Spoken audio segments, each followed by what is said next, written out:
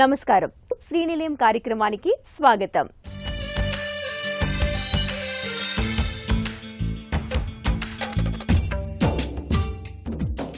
ఆంధ్రప్రదేశ్లోని ఉమ్మడి అనంతపురం జిల్లాలో స్థిరాస్తి వ్యాపారం దూసుకుపోతోంది. కూటమి ప్రభుత్వ నిర్ణయాలతో వ్యాపారం పుంజుకుంది.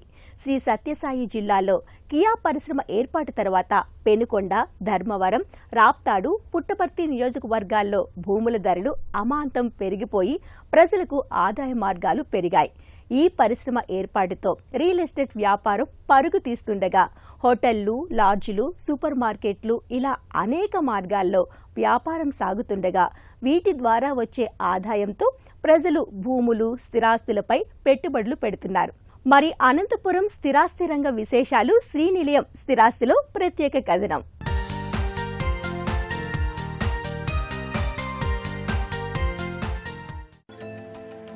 ఉమ్మడి అనంతపురం జిల్లాలో స్థిరాస్తి వ్యాపారం దూసుకుపోతోంది. 2 ఏళ్ల క్రితం వరకు మార్కెట్లో స్థిరాస్తి కొనుగోలు, అమ్మకాలు పూర్తిగా స్తంభించిపోగా కూటమి ప్రభుత్వ నిర్ణయాలతో వ్యాపారం పుంజుకుంది. శ్రీ సత్యసాయి జిల్లాలో కియా పరిశ్రమ ఏర్పాటు తరువాత పెనుగొండ, ధర్మవరం, రాప్తాడు, పుట్టపర్తి నియోజకవర్గాల్లో భూముల ధరలు అమాంతం పెరిగిపోయి ప్రజలకు ఆదాయ మార్గాలు పెరిగాయి. ఈ పరిశ్రమ ఏర్పాటుతో రియల్ ఎస్టేట్ వ్యాపారం పరుగులు తీస్తుండగా హోటళ్లు, లాడ్జీలు, సూపర్ మార్కెట్లు ఇలా అనేక మార్గాల్లో వ్యాపారం సాగుతుండగా వీటి ద్వారా వచ్చే ఆదాయంతో ప్రజలు భూములు, స్థిరాస్తులపై పెట్టుబడులు పెడుతున్నారు. తాజాగా పుట్టపర్తిలో 1,00,000 కోట్ల పెట్టుబడితో ఫైటర్ జెట్ విమానాల తయారీ పరిశ్రమకు సీఎం చంద్రబాబు భూమి పూజ చేయడంతో ఆ ప్రాంతంలోనే కాకుండా చుట్టుపక్కల పట్టణాలు, మండల కేంద్రాల్లో స్థిరాస్తి వ్యాపారం వేగంగా ముందుకు పోతోంది. తీవ్ర కరువు ప్రాంతంగా ఉన్న ఉమ్మడి అనంతపురం జిల్లా ముఖచిత్రం మారిపోతోంది. ఇప్పటి వరకు కరువు, వలసలతో బాధపడే ప్రజల గురించి అందరం చూశాం. కానీ కూటమి ప్రభుత్వం వచ్చిన 2 ఏళ్లలో అనంతపురం, శ్రీ సత్యసాయి జిల్లాల్లో ప్రజల ఆదాయం పెరగడంతో స్థిరాస్తి వ్యాపారం వేగంగా విస్తరిస్తోంది. గత టీడీపీ ప్రభుత్వంలో దక్షిణ కొరియాకు చెందిన కియా కార్ల తయారీ పరిశ్రమ రాకతో తొండలు కూడా గుడ్లు పెట్టవని భావించే పెనుగొండ భూములకు ఒక్కసారిగా ధరలు పెరిగిపోయాయి. పెనుగొండ ప్రాంతంలో హోటళ్లు, లాడ్జీలు, వ్యాపార సముదాయాలు, సూపర్ మార్కెట్లు ఇలా అనేక మార్గాల్లో అక్కడ వేగవంతమైన అభివృద్ధి జరిగింది. అయితే 2024లో వైసీపీ ప్రభుత్వం వచ్చాక జిల్లాకు పెట్టుబడులు తగ్గిపోవడం, అప్పటికే పరిశ్రమల ఏర్పాటుకు సిద్ధమైన జాకీ గార్మెంట్ పరిశ్రమలు వంటివి వెనక్కు వెళ్లిపోవడంతో ఒక్కసారిగా స్థిరాస్తి వ్యాపారం కుదేలయ్యింది. 5 ఏళ్ల పాటు ఎలాంటి అభివృద్ధికి నోచుకుని వైనంతో స్థిరాస్తి వ్యాపారులు తీవ్ర ఇబ్బందులు పడ్డారు. మళ్లీ 2024లో టీడీపీ, కూటమి పార్టీల సహకారంతో ప్రభుత్వాన్ని ఏర్పాటు చేయడంతో ఉమ్మడి అనంతపురం జిల్లాకు మహర్దశ ఏర్పడింది. చాలామంది రియల్ ఎస్టేట్ వెనుకబడుతుంది, తగ్గిపోతుంది అనే కోణంలో మాట్లాడుతున్నారు. కానీ కొంతవరకు డెవలప్మెంట్స్ బాగా చేస్తుంది గవర్నమెంట్, కానీ అన్ని రంగాల్లో కానీ ముందుకు పోతున్నారు. సో దీన్ని బేస్ చేసుకొని ప్రతి ఒక్కరూ కూడా, అంటే కస్టమర్స్ కావచ్చు, ఇట్లా బిల్డర్స్ కావచ్చు, అందరూ కూడా ఒక పాజిటివ్ వేలో పోతున్నారు అనేది మాకు కొద్దిగా ఇప్పుడు ఈ 2-3 మంత్స్ నుంచి బాగానే రిజల్ట్ వస్తుంది.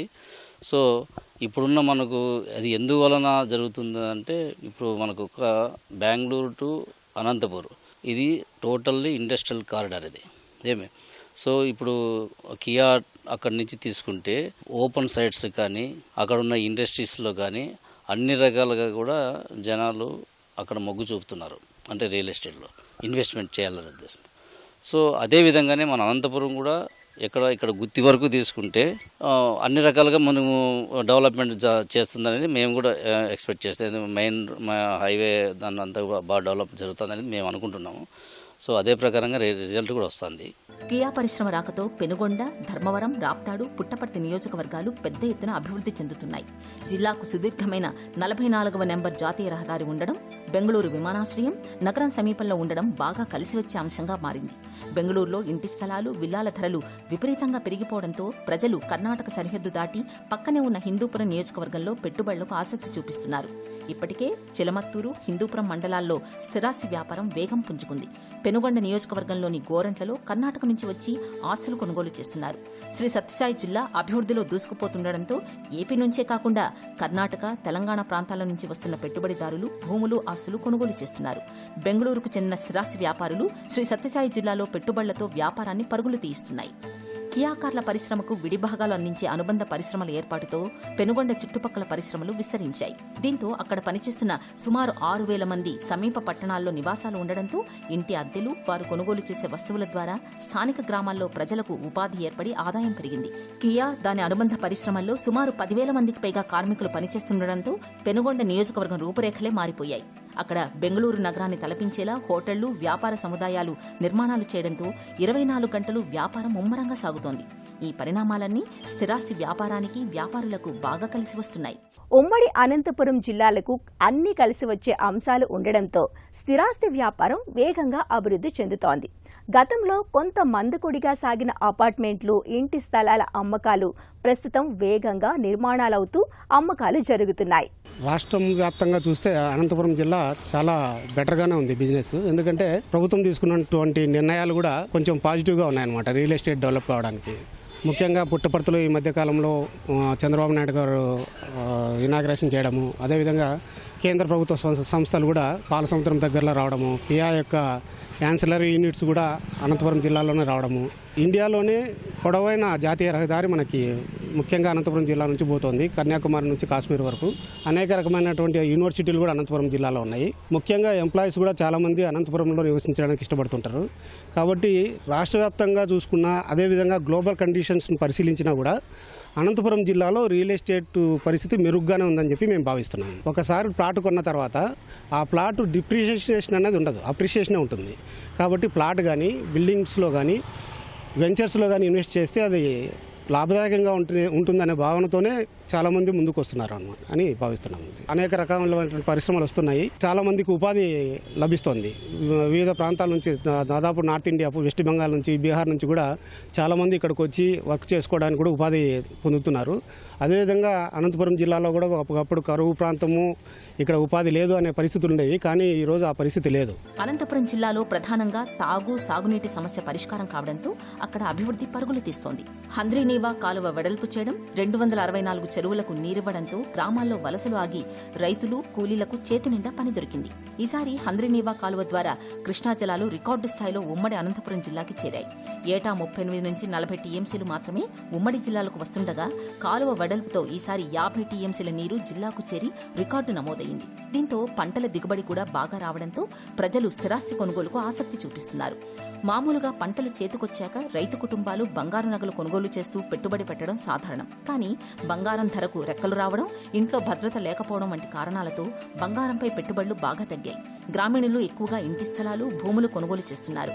అనంతపురం, కళ్యాణదుర్గం, తాడిపత్రి, గుంతకల్లు, ఉరవకొండ పట్టణాలకు చుట్టుపక్కల ఉన్న గ్రామాల ప్రజలు స్థిరాస్తి కొనుగోలుకు ఆసక్తి చూపిస్తున్నారు. దీంతో ఆయా ప్రాంతాల్లో అపార్ట్మెంట్లు, ఇంటి స్థలాల వెంచర్లు పెద్ద ఎత్తున వెలుస్తున్నాయి. మీరు గతంలో చూస్తే మనకి ఎప్పుడే కానీ ఇక్కడ సత్యసాయి జిల్లా, అనంతపురం జిల్లాలో హైరేజ్ అపార్ట్మెంట్స్, హైరేజ్ బిల్డింగ్స్ కట్టిన దాఖలు లేవు. కానీ కూటమి ప్రభుత్వం వచ్చిన తర్వాత ఏదైతే శరవేగంగా అభివృద్ధి చెందుతున్నటువంటి దాన్ని తీసుకొని ఇతర రాష్ట్రాల నుంచి వచ్చి ఇక్కడ హైరేజ్ బిల్డింగ్ కట్టడానికి అని చాలా ప్రాముఖ్యంగా వస్తున్నారు.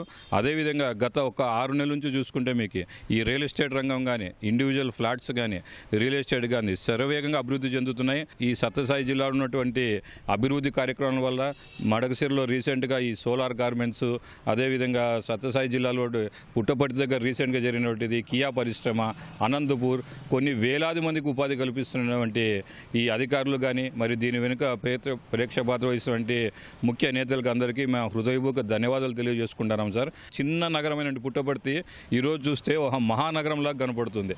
గత ఒక 5 సంవత్సరాల్లో ఏమీ లేని అభివృద్ధి ఒక కేవలం 2 సంవత్సరాల్లో ఇంత అభివృద్ధి చెందిందంటే ఇంకా 3 సంవత్సరాల్లో మీరు దాని మహానగరంగానే చూసుకోవచ్చు సార్. మీరు ఉరవకొండ నియోజకవర్గంలో కూడేరు వద్ద కార్గో విమానాశ్రయం వచ్చే అవకాశాలు ఉండడంతో ఆ మండలంలో స్థిరాస్తి వ్యాపారం వేగం పుంజుకుంది. ఇప్పటికే జిల్లా అధికారులు పలుమార్లు అక్కడి భూమిని పరిశీలించి తగిన ఆదేశాలు జారీ చేయడంతో వేగంగా భూసేకరణ కార్యక్రమం చేపట్టారు.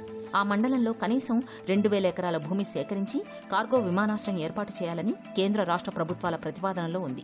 ప్రతిపాదిత విమానాశ్రయం చుట్టుపక్కల గ్రామాల ప్రజలు పెద్ద ఎత్తున స్థిరాస్తి కొనుగోలుపై పెట్టుబడులు పెడుతున్నారు. ఉమ్మడి అనంతపురం జిల్లాలో భూసేకరణలో భూమి కోల్పోయిన వారికి ప్రభుత్వం పరిహారం ఇస్తోంది. గతంలో భూపరిహారంతో రైతులు బంగారంపై, మరోచోట వ్యవసాయ భూమి కొనుగోలు చేయడంపై పెట్టుబడులు పెట్టేవారు.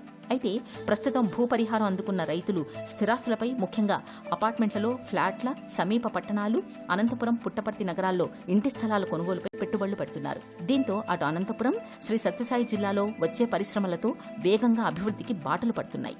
తద్వారా ప్రజలు రియల్ ఎస్టేట్ వ్యాపారులను సంప్రదిస్తూ ఆస్తులు కొనుగోలు చేస్తున్నారు.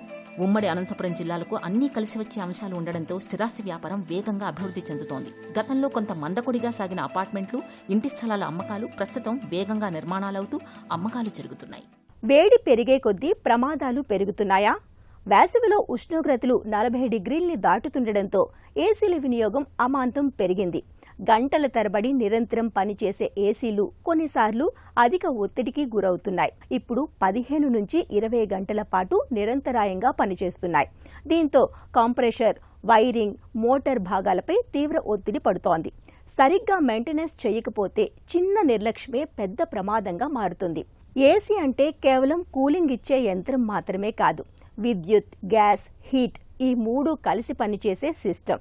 అందుకే చిన్న లోపం వచ్చినా ప్రమాదం జరిగే అవకాశాలు ఎక్కువగా ఉంటాయని నిపుణులు చెబుతున్నారు. వేసవిలోనే ఎందుకు ఎక్కువగా ఏసీ ప్రమాదాలు జరుగుతున్నాయి?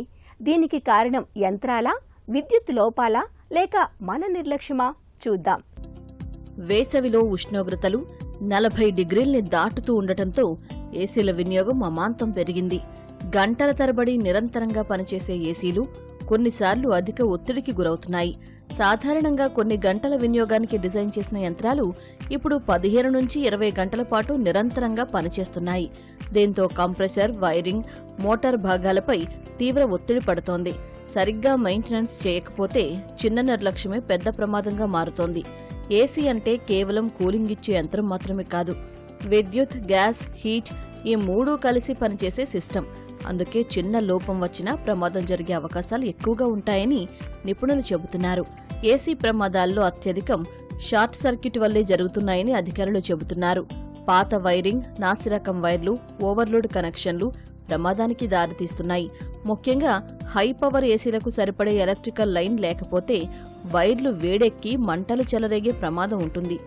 ఏసీకి కూడా విశ్రాంతి అవసరం. గంటల తరబడి నిరంతరంగా వాడితే కంప్రెసర్ హీట్ పెరిగి ప్రమాదం జరిగే అవకాశం ఉంటుంది. అవుట్డోర్ యూనిట్ అధికంగా వేడెక్కి కొన్ని సందర్భాల్లో పేలుళ్లకు కూడా కారణమవుతోంది అని నిపుణులు చెబుతున్నారు.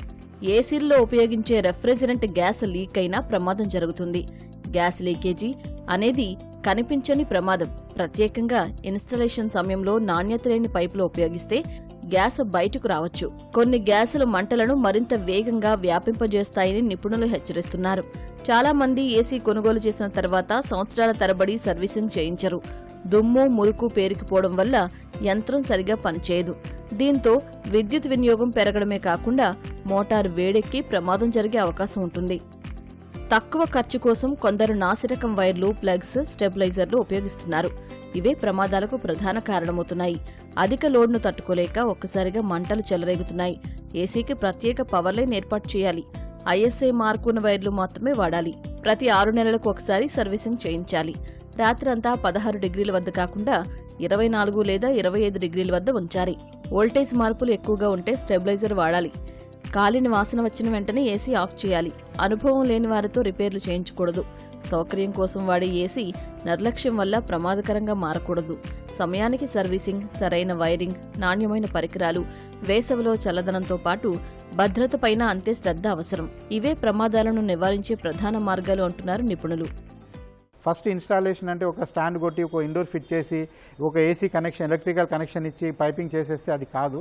యాక్చువల్గా అనేది ఫస్ట్ వ్యాక్యూమైజేషన్ చేయాలి, ప్రెషర్ టెస్టింగ్ చేయాలి, లీక్ టెస్ట్ చేయాలి.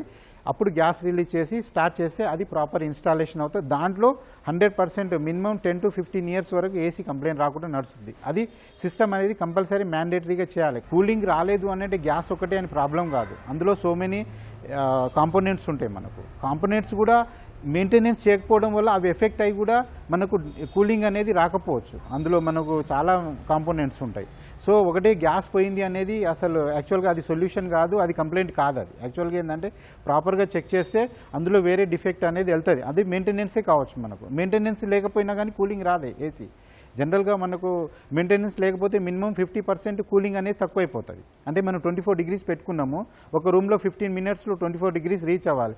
అదే మెయింటెనెన్స్ చేయలేదు అనుకోండి, అది వచ్చేసి ఆ 15 మినిట్స్ కాకపోయి హాఫ్ అన్ అవర్ అవుతుంది. హాఫ్ అన్ అవర్ అంటే ఆ కస్టమర్ టాలరెన్స్ చేయలేడు కదా ఆ టెంపరేచర్ని. అందుకోసానికని కూలింగ్ తక్కువైపోయింది, మీ గ్యాస్ తక్కువైందని చెప్పి. యాక్చువల్ గ్యాస్ అనేది ప్రాపర్ ఇన్స్టాల్ చేస్తే ఎప్పుడు గ్యాస్ అనేది తక్కువ కాదు. ప్రాపర్గా ఎవ్రీ ఇయర్లీ 3 months 3 times మనం సర్వీసింగ్ ఇస్తాము. మీకు 100% ఎఫిషియన్సీ మెయింటైన్ అవుతుంది. కరెంట్ బిల్ తక్కువ వస్తుంది. కూలింగ్ అనేది ప్రాపర్గా ఇస్తారు. ఏ ఏసీ అయినా కానీ సేమ్ ఇదే ఉంటుంది, ఇదే సైకిల్స్ ఉంటాయి. దీనిలో ఫిల్టర్స్ అనేవి కొన్ని ఉంటాయి. ఆ ఫిల్టర్స్ ఉంటుంది, కాయిల్స్ ఉంటాయి. అవుట్డోర్లో కాయిల్స్ ఉంటాయి, ఇండోర్లో కాయిల్స్ ఉంటాయి, సెన్సార్స్ ఉంటాయి. ఇవన్నీ మెయింటైన్ చేయకుంటే మీకు ఎఫెక్ట్ అయిపోతుంటాయి. ఎట్లా మనకి ఎందుకంటే దాని మీద డస్ట్ పార్టికల్ ఎప్పుడైతే ఫామ్ అవుతుందో ఆ ఎఫెక్టివ్నెస్ అనేది తక్కువ అవుతుంది. సెన్సింగ్ ఎఫిషియన్సీ కూడా తక్కువైనప్పుడు ఆటోమేటిక్గా మీకు కూలింగ్ అనేది తక్కువైపోతుంది. Indoor cleaning, coil cleaning, blower cleaning, outdoor cleaning, electrical components testing, ఇవన్నీ ఒక పీరియడికల్ మెయింటెనెన్స్లో చెక్ చేస్తాము. మెయింటెనెన్స్ కూడా ప్రాపర్గా అవుతుంది. దానివల్ల కస్టమర్కు బెనిఫిట్ ఉంటుంది, ఏసీ మీద లోడ్ పడదు.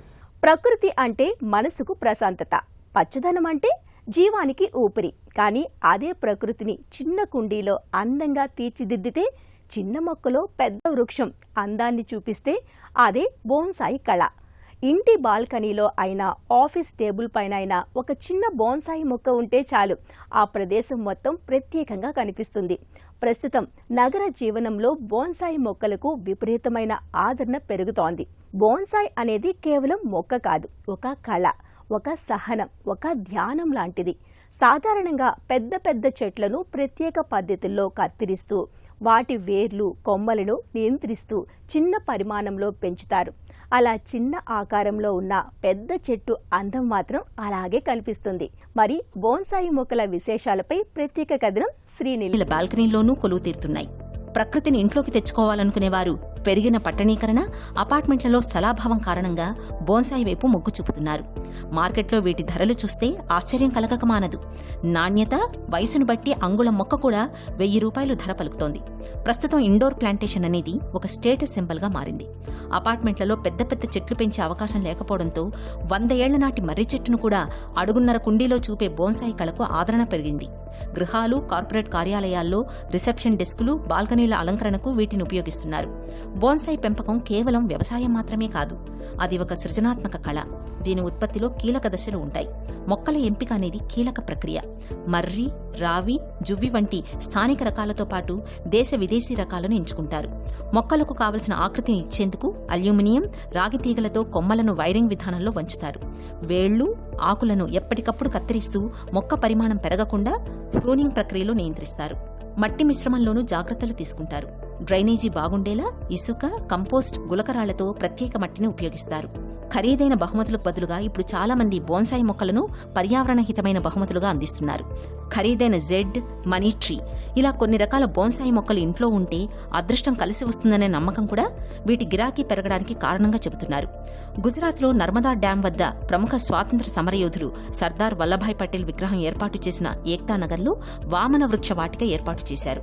ఇందులో 450 కంటే ఎక్కువ జాతులకు చెందిన 1000కి పైగా బోన్సాయి మొక్కలు కొలువు తీరాయి. అరచేతిలో ఇమిడిపోయే వృక్షాలు ఉండడం ఇక్కడి ప్రత్యేకత. బోన్సాయి వృక్షాలకు ప్రాధాన్యం పెరుగుతున్న దృష్ట్యా ఇక్కడ ప్రత్యేక ప్రదర్శన కేంద్రాన్ని ఏర్పాటు చేశారు. లాభాలు బాగానే ఉన్నా బోన్సాయి ఉత్పత్తిలో కొన్ని సవాళ్లు కూడా ఇబ్బందిగా మారాయి. ముఖ్యంగా నైపుణ్యం కలిగిన కూలీల కొరత, మొక్కల్ని కత్తిరించడం, వైరింగ్ చేయడంలో ప్రత్యేక శిక్షణ లేకపోవడం మరో సమస్య. ఎక్కువ సమయం నిరీక్షించాల్సి రావడం మరో అంశం. మొక్క పరిపక్వతకు రావడానికి కనీసం 3 ఏళ్ల పాటు ఆగాల్సి ఉంటుంది. బోన్సాయి మొక్కల్ని పెంచడానికి చాలా ఓపిక అవసరమని సాగుదారులు చెబుతున్నారు. ఒక మొక్క పూర్తి ఆకృతి రావడానికి 2 నుంచి 5 ఏళ్ల వరకు పట్టే అవకాశం ఉంటుందని చెబుతున్నారు. ఒక్కసారి అది తయారైతే దాని విలువ 100 రెట్లు పెరుగుతుందని, మార్కెట్లో ఒక్క మొక్కపై 30 నుంచి 50% వరకు లాభం ఉంటుందని వివరిస్తున్నారు. కేంద్ర ప్రభుత్వం నేషనల్ బ్యాంబూ మిషన్ వంటి పథకాల ద్వారా వెదురు ఆధారిత బోన్సాయి సాగుకు 50% వరకు రాయితీని అందిస్తోంది. ఇళ్లు, ఇళ్ల స్థలాలు, అపార్ట్మెంట్లు కొనే ముందుగా వాస్తును పరిశీలిస్తూ ఉంటారు. మరి ప్రేక్షకులు అడిగిన ప్రశ్నలకు వాస్తు నిపుణుల మాటల్లో సమాధానాలు ఇప్పుడు తెలుసుకుందాం.